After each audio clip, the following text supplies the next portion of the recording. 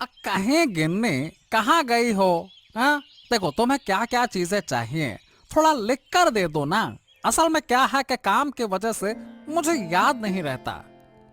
तुम तो हमेशा सब कुछ भूल जाते हो। तुम क्या सच में भूल जाते हो या फिर ये चाहते हो कि जो मैं चाहूँ वो मुझे ना मिले? अरे नहीं नहीं गिन्नी, ये तुम क्या कह रही हो? देखो, तुम जो चाहती हो, क्या मैंने तुम्हें आज तक नहीं दिया? क्या बताओ, क्या नहीं दिया है? क्या बताओ। हाँ हाँ दिया है, लेकिन इन दिनों तुम सब कुछ भूलने लगे हो। अरे भूल नहीं रहा हूँ, असल में जानती हो, रोज नई नई चीजें देना कुछ खास नहीं रहता। मैंने सोचा कि एक दिन हफ्ते में तुम्हें जो चाहिए वो सब तुम्हारे सामने लाकर रख दूंगा, तब तुम खुश रहोगे और मुझे अच्छे अच्छे पकवान बनाकर खिलाओगे। क्यों? ठीक है, देख लेंगे। वैसे सुनो, आज आते समय एक बस्ता चावल ले आना। घर में चावल खत्म हो रहे हैं। ये लो, बिल्कुल जैसे ही ऑर्डर करोगी सामने ले आकर रख दूंगा। और देखो, चारों तरफ लोग दो वक्त की रोटी के लिए तरस रहे हैं। हाँ। तुम ठीक कहते हो। वही मेरी छोटी बहन है, कहाँ से उसे पकड़ लिया, उस भिखारी से शादी कर ली। अब देखो, दो वक्त की रोटी के लिए आंसू बहा रही होगी। हाँ तो फिर बताओ, तुम्हारे जैसा सुख और कैसे मिला है? अब बताओ, मैंने तुम्हें अच्छे से रखा है या फिर नहीं? बताओ। हाँ, सच में तुम मुझे बहुत अच्छे से रखते हो। मुझे खाने पीने की कोई कमी नहीं होती। हर महीने तुम मुझे 5 साड़ी देते हो और गहनों की तो कोई कमी ही नहीं है। हाँ, और तुम्हारी बहन? हाँ, अरे उसे तो साल भर में एक कपड़ा भी नहीं मिलता।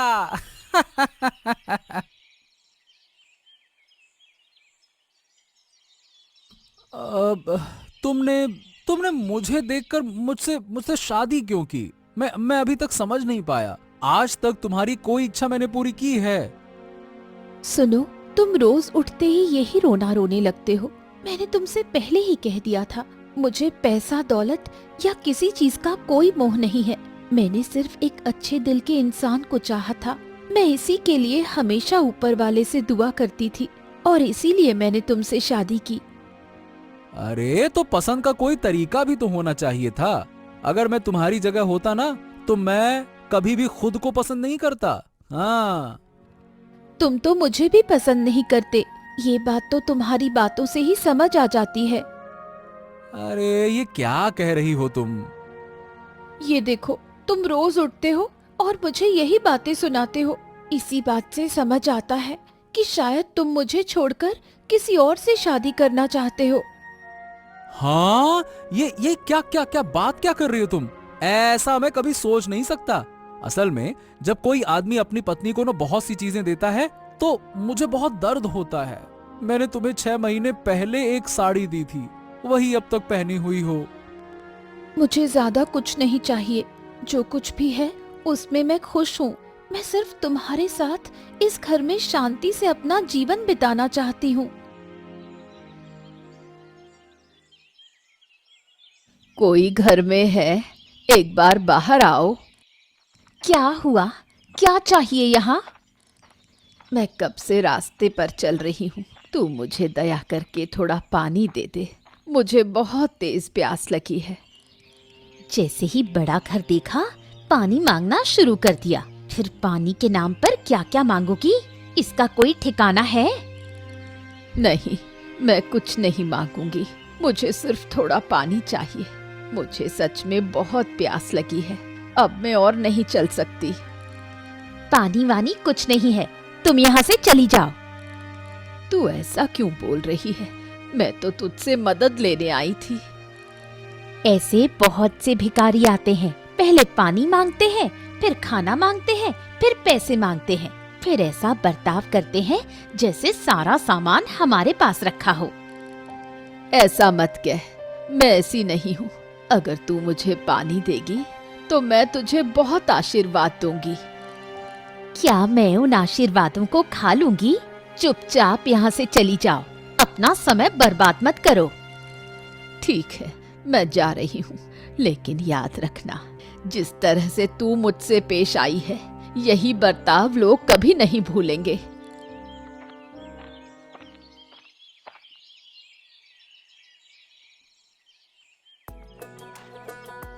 ले लो, खा। तुम लोग नहीं खाओगे तो क्या होगा? तुम्हारे लिए सुबह से बहुत सारा खाना रखा है, खा लो ना।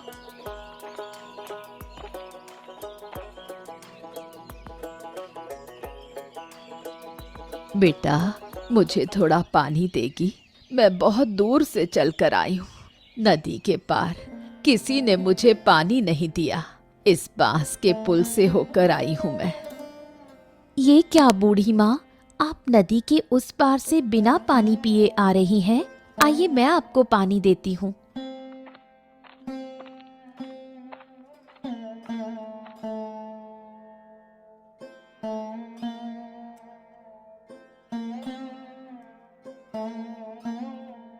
आहा, बहुत शांति मिली है बेटा। सच में इतनी शांति मुझे पहले कभी नहीं मिली। पर आपको रास्ते में किसी ने पानी क्यों नहीं दिया? मुझे तो यही समझ में नहीं आ रहा। पानी देने में तो पैसे नहीं लगते। ये बात हर कोई नहीं समझता बेटा। मैं नदी के पार एक बड़े घर में गई थी। वहां की बहू ने मुझे दूर धक्का दे दिया। अरे समझ गई, बहन ने आपके साथ ऐसा बुरा व्यवहार किया। बहन? वो तुम्हारी बहन है क्या? हाँ बूढ़ी माँ, वो मेरी अपनी बहन है। उसकी शादी बड़े घर में हुई है। वो बहुत अमीर है। अमीर हो सकती है, लेकिन उसका दिल बहुत छोटा है। किसी की परवाह नहीं करती। जो असहाय लोगों की मदद करनी चाहिए, वो नहीं समझती। तू तो बहुत अच्छी है बेटा। तू इस झोपड़ी में रहती है, लेकिन तेरा दिल बहुत बड़ा है। मैं आशीर्वाद देती हूँ बेटा, तुम लोग हमेशा खुश रहो। आप अब कहाँ जाएंगी बूढ़ी माँ? मेरे पास कोई जगह नहीं है। मैं रास्ते रास्ते घूमती रहती हूँ। देखती हूँ कि कहीं वृद्धाश्रम में जगह मिल जाए। अब मैं चलती हूँ बेटा, तुम लोग अच्छे से रहो।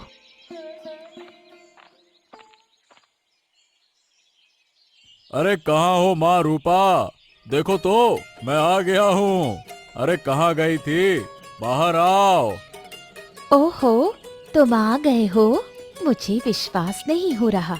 सच में तुमने मुझे बहुत बड़ा तोहफा दिया है। आओ आओ, मेरे बड़े घर में आओ। वाह, तुम्हारे घर में आकर कितना आरामदायक महसूस हो रहा है। तुम सोच भी नहीं सकती, मेरा दिल बार बार तुमसे मिलने का करता है। हाँ।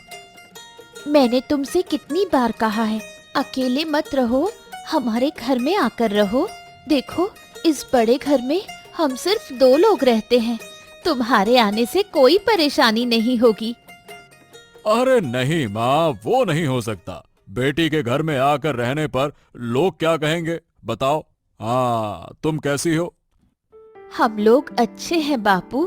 तुमने मुझे अच्छा घर दिखाकर शादी करवा दी, लेकिन हाँ, वो तो सही है कि तुम खुश हो। हाँ, अच्छी बात है। हाँ, यही तो चाहिए था। तुम लोग खुश रहोगे तो मैं खुश रहूंगा। हाँ बापू, मैं बहुत खुश हूँ। मुझे हर चीज बिना मांगे मिल जाती है। अच्छा बापू, अब बताओ, अचानक यहाँ आना कैसे हुआ? अरे हाँ, असल बात तो बताना ही भूल गया। दरअसल मैंने एक दावत रखी है, तो तुम सभी लोगों को आमंत्रित कर लो। हाँ। सभी का मतलब बहन भी आएगी क्या? उनके घर अभी नहीं गया। सच कहूँ तो अब वहाँ जाना अच्छा नहीं लगता, लेकिन क्या कहें, जाना पड़ेगा। अब किसे समझाएं माँ। सही है बापू, तुम्हारी छोटी बेटी जो घर से बाहर गई है, 2 वक्त की रोटी भी सही से नहीं खा सकती। छोड़ो इन बातों को, अब मुझे बहुत भूख लगी है। अब 2 प्लेट खा लूं, फिर उनके गरीब घर जाना होगा। हाँ बापू, तुम बैठो, मैं तुम्हारे लिए खाना लाती हूँ।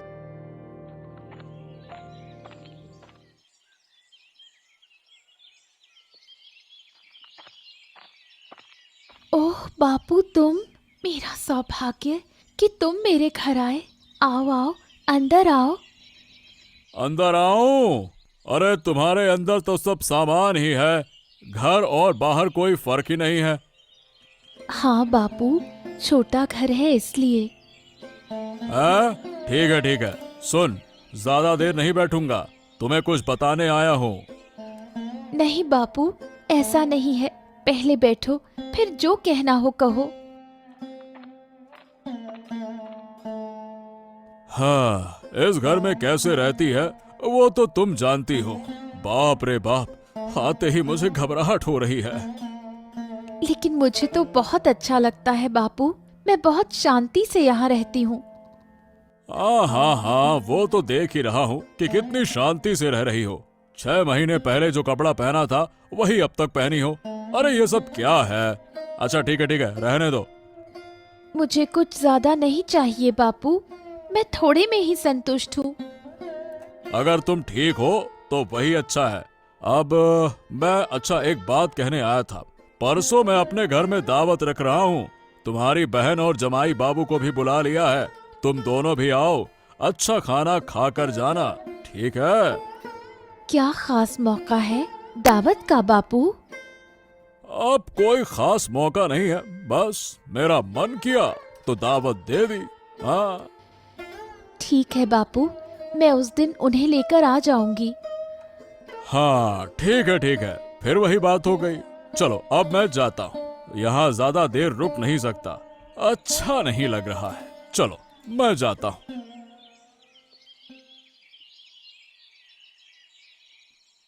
कहाँ दर्द हो रहा है बेटा, मुझे बताना, कहाँ दर्द हो रहा है तुझे? माँ, सिर में बहुत दर्द हो रहा है, पेट में भी बहुत तकलीफ हो रही है, मुझे कुछ दवाई दे दे माँ, मैं दवाई खाऊं तो तुरंत ठीक हो जाऊंगी। बेटा, मैं दवाई खरीदने के लिए पैसे नहीं जुटा सकती, तू थोड़ा आराम कर, मैं पहले निखिलदा के घर जाकर पैसे लेकर आती हूँ। निखिलदा मुझे जरूर मदद करेंगे। ठीक है माँ, जल्दी आना।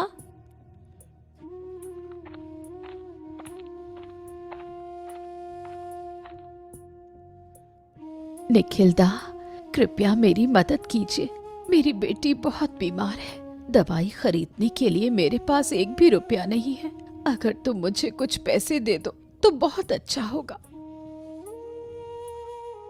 भाई, हम बहुत मुश्किल में हैं, मैं तुमसे मदद की उम्मीद लेकर आई हूँ, कृपया मुझे इनकार मत करो, नहीं तो मेरी बेटी की हालत बहुत खराब हो जाएगी, वो शायद बच नहीं पाएगी। अब मैं क्या करूं? कहां से मदद मांगूं? मुझे किसी भी हालत में अपनी बेटी को बचाना है। हाँ, मैं पलाशदा के पास जाती हूँ, लेकिन क्या वो मेरी मदद कर पाएंगे?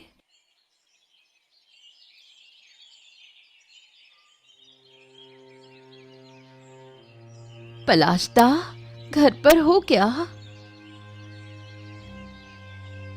अरे नीलिमा दी, तुम यहाँ क्या कर रही हो और तुम्हारा चेहरा इतना उदास क्यों है? क्या हुआ है? मेरी बेटी की तबीयत बहुत खराब है, दवाई खरीदने के लिए मेरे पास पैसे नहीं है। निखिलदा के पास गई थी, लेकिन उन्होंने मदद नहीं की, अब मेरी बेटी बिना इलाज के मर जाएगी। तुम मत रो दीदी, हम है ना।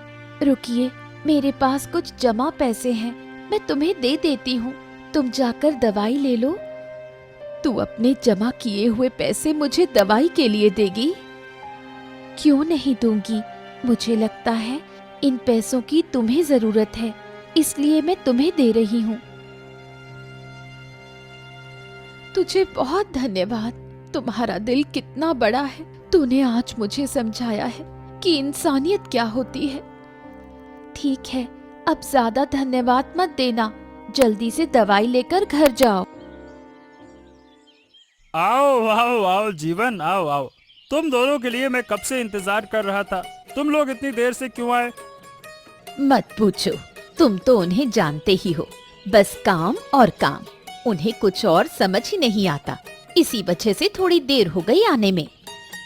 अरे नहीं, अरे नहीं, काम में व्यस्त रहना बहुत अच्छा है, कम से कम खुद को व्यस्त रखा जाता है। पूरा दिन समय बर्बाद नहीं होता। चलो जीवन, तुम्हें थकान वीकडेज मेरे लिए अक्सर बहुत ही हैक्टिक होते हैं। चेयरफुल फीलिंग के साथ दिन की शुरुआत करने के लिए Palmolive aroma alluring love body wash apply कर रही हूँ। इसमें soft rose and peony extracts का परफेक्ट ब्लेंड है ताकि मूड रिलैक्स हो और skin soft and smooth feel हो।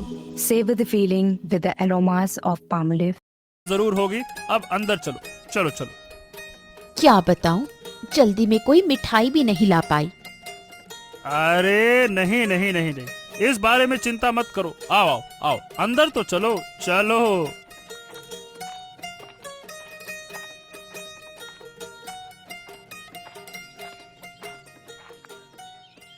कैसे हो बाबू, तबीयत कैसी है? हाँ ठीक हूँ ठीक हूँ। क्या बात है, तुम्हें आने में इतना समय क्यों लगा? क्या कर रहे थे? दरअसल बाबू, मेरे घर के पड़ोस में एक बच्ची की तबीयत बहुत खराब थी। हम उसे देखने गए थे तो उसकी माँ ने हमें जाने नहीं दिया। अरे बाबू, क्या कोई हमारे साथ इस तरह व्यवहार करता है? नहीं बाबू, असल में हम उनकी फैमिली को बहुत प्यार करते हैं, इसी वजह से हमें आने में देर हो गई। ठीक है, अब ज्यादा बात मत करो। तुम दोनों के लिए घर के पास वाले होटल में एक जगह करवाई है, अब जाओ वहाँ आराम करो। ठीक है बाबू, हम वहाँ जा रहे हैं।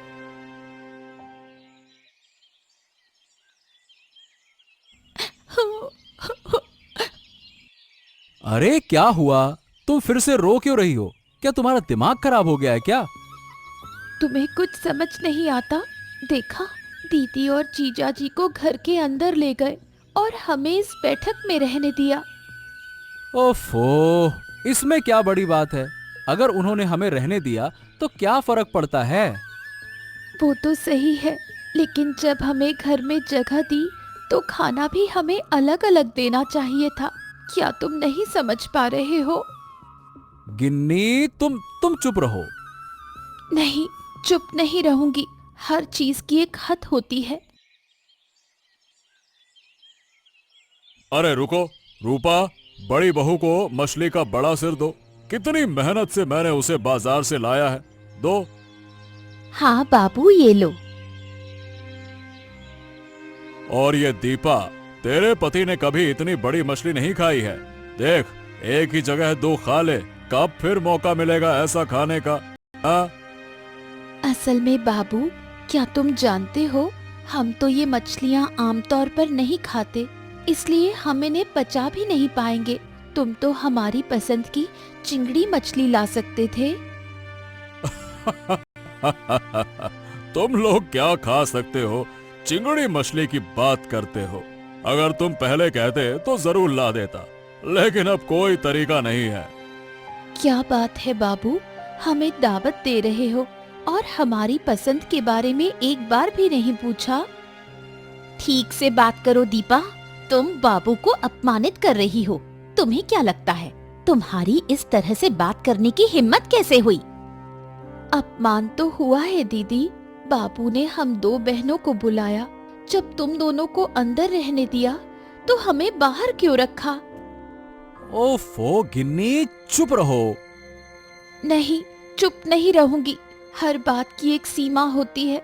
बाबू, मैंने तुमसे ये सवाल पूछा है, क्या तुमने ये जानबूझकर किया है?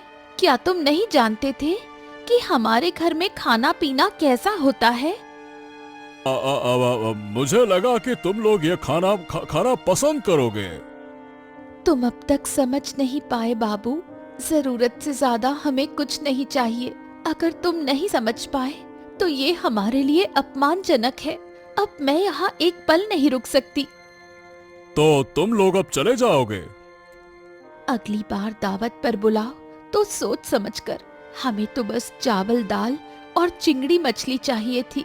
चिंता मत करो बाबू, तुम्हारी दूसरी बेटी और जीजा जी है जिन्होंने तुम्हारे लिए इतना बड़ा आयोजन किया। अब तुम उन्हें खुश रखो। हम अब जा रहे हैं। ओफो, तुम ये क्या कह रही हो गिन्नी? तुम पापा के सामने ये सब बोल सकती हो क्या? हैं? अगर वो मुझे और तुम्हें अपमानित कर सकते हैं तो मैं भी बोल सकती हूँ। वो बड़े हैं इसलिए मैं अब तक चुप रही, लेकिन हमेशा चुप रहना ठीक नहीं है। अपने आत्मसम्मान को किसी के सामने बेचना नहीं चाहिए। देखो, मेरे लिए तुम्हें कितना अपमान सहना पड़ रहा है। ये तुम्हारी गलती नहीं है। जिनकी जैसी मानसिकता होती है वो वैसा ही करेंगे। चलो, दिन भर से कुछ नहीं खाया। घर में मैंने झींगा मछली तल कर छोड़ी है। 2 कटोरी चावल डालकर फिर झींगा मछली से आराम से खा लेना। अरे बाबा, आप यहाँ? अब नहीं नहीं नहीं नहीं नहीं आकर मैं रह नहीं सका। असल में मैंने तुम दोनों के साथ बहुत गलत व्यवहार किया है। मैंने आसपास के लोगों से सुना है कि तुम्हारा घर छोटा हो सकता है, लेकिन तुम्हारा दिल बड़ा है। इसीलिए मैं तुमसे माफी मांगने आया हूँ। अरे अरे, ये क्या कह रहे हैं बाबा आप तो बड़े आदमी हैं, हमसे माफी क्यों मांगेंगे? ऐसा मत कहिए, ऐसा मत कहिए। अब देखो, आज दोपहर मैंने जो व्यवहार किया। आहा, हमने उन बातों को अब सोचा भी नहीं है। आप इन सब बातों को भूल जाइए। पलाशदा, मेरी बेटी ठीक हो गई है। अगर मुझे उस दिन दीपा पैसे नहीं देती तो मैं दवाई नहीं खरीद पाती। हो, तुम्हारी बेटी तो बीमार हो गई, ये तो मुझे पता ही नहीं था। दीपा ने शायद आपको नहीं बताया, लेकिन आज मैं आपके पैसे वापस करने आई हूँ। किस पैसे की बात कर रही हो? मैंने तुम्हें पैसे लौटाने को कहा था क्या? तुम्हारी बेटी ठीक हो गई, मुझे बहुत खुशी हुई। लेकिन ऐसा कैसे हो सकता है? इस बारे में तुम्हें चिंता करने की जरूरत नहीं है। मैं फिर से काम करके पैसे जमा कर लूंगी। तुम अपनी बेटी का ध्यान रखना। सच में माँ, मैं हैरान हूँ तुम्हें देखकर।